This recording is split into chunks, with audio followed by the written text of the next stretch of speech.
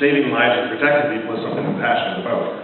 I've gone to extreme measures through social media and put myself out there and the Toronto Police out there to really change behaviors in Toronto. I'm going to try to back it up a little bit. I'm not going to talk exactly what Scott said, but my mind got changed when I met Judith here this morning. We started talking about a couple of things. I'm going to try to put this into a context that we can all grab and grasp and get a hold of. How many people in this room drive? And when you put your hands up, keep them up when I ask the next question. How many people ride a bicycle? How many people take public transit? How many people walk? That's traffic.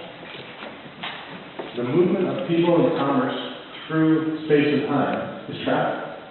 So would we all agree every single one of us in this room is traffic? That's pretty simple. Now let's talk about what we're doing here, building a better community. Traffic, if we are all traffic, traffic affects all of us. And we in turn affect traffic. Death and destruction on our roads accounts for about $9 billion in Canada. Sorry, that's Ontario. Well, $2 billion of that is Toronto.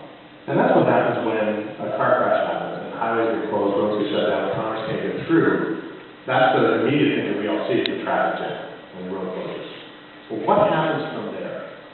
Those people that are hurt or injured, that go to the hospital, what kicks in then? Healthcare. If you're severely injured, it's a long-term healthcare.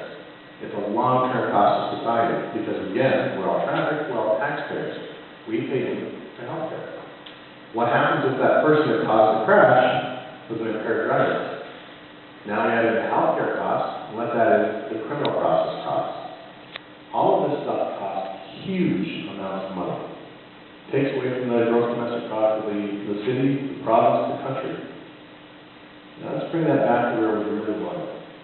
All those dollars that are affected because of mistakes human beings make, and that's what collision is. It's not an accident. It's a crash. It's a collision. It's a cause occurrence. It's 100% predictable and 100% preventable. If we could redirect all that money that goes into that program, traffic management, traffic flow, healthcare, insurance, criminal process, court process, if we could change 1% of that money into social programs to help children, to help you, does that not make a better community? So you couple that with something like Crime Stoppers. You see somebody that's supposed to drive impaired, driving up, that's a 911 call. Let us know about that. We've got to get those people out of the street right away. You know somebody that's driving without insurance, that can really put people at risk, that's driving suspended, that's a Crime Stoppers call. We'll take that. We'll go get those people. Because the more that we can preempt these people, the high-risk road offenders, the less money we have to throw at traffic. The more money we can invest in our youth, we can invest in our future, invest in our communities. So that's basically, and to change what I've been talking about a little bit, because it's very easy to bring us back to the fact that we are all affected by something that we all are. There's a street in Toronto, Elizabeth Street, downtown. On one side of the street is a tiered parking garage. On the other side is Toronto General Hospital.